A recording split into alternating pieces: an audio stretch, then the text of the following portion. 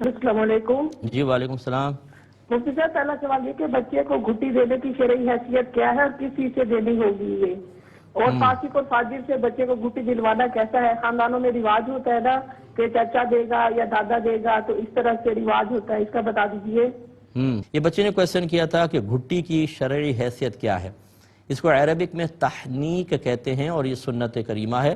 صحابہ کرام اپنے بچوں کو نبی کریم صلی اللہ علیہ وسلم کے پاس لے کر آتے تھے اور اکثر سرکار تھوڑی سی کھجور لے کے اس کو چباتے تھے اور نرم کرنے کے بعد اس کو لے کے بچے کے تالو میں لگا دیتے تھے۔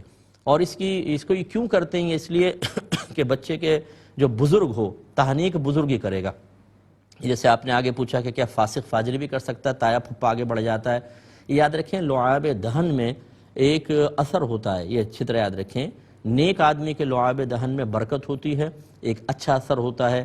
اس لیے نبی کریم صلی اللہ علیہ وسلم نے ہمیں ایک سنت سکھائی کہ سرکار کا لعاب دہن اقدس کھجور کے ساتھ بچے کے تالو تک پہنچتا تھا۔ پھر بچوں کی عادت ہوتی ہے جیسے کوئی چیز لگتی ہے وہ زبان لگاتے ہیں اندر لے جائے تو پورے جسم میں پھر نبی کریم صلی اللہ علیہ وسلم کے لعاب کا اثر مبارکہ سرائیت کر جاتا تھا اور بچوں کو برکت حاصل ہوتی تھی۔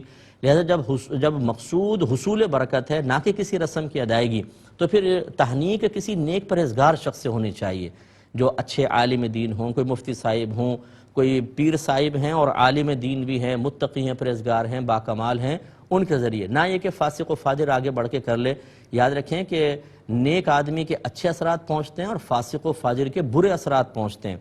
کسی بے نمازی، کسی گالی بکنے والے، چرس پینے والے، بیویوں پہ ظلم کرنے والے، فراڈ کرنے والے، حرام حلال کی تمیز بھلا کر اپنی زندگیاں گزارنے والے، اس سے تحنیک دلوائیں گے تو بچہ فراڈیا ہو سکتا ہے، آگے چل کے بے نمازی بنے، فراڈیا بنے، نافرمان بنے اور بہت سارے۔ اس لیے ان چاچے تائیوں کو کہیں کہ خدا کے واسطے بچے پہ رحم کریں، یہ کوئی رسم نہیں ہے، یہ تو سمجھ لیجئے بچے کے اندر ایک نورانیت اور ایک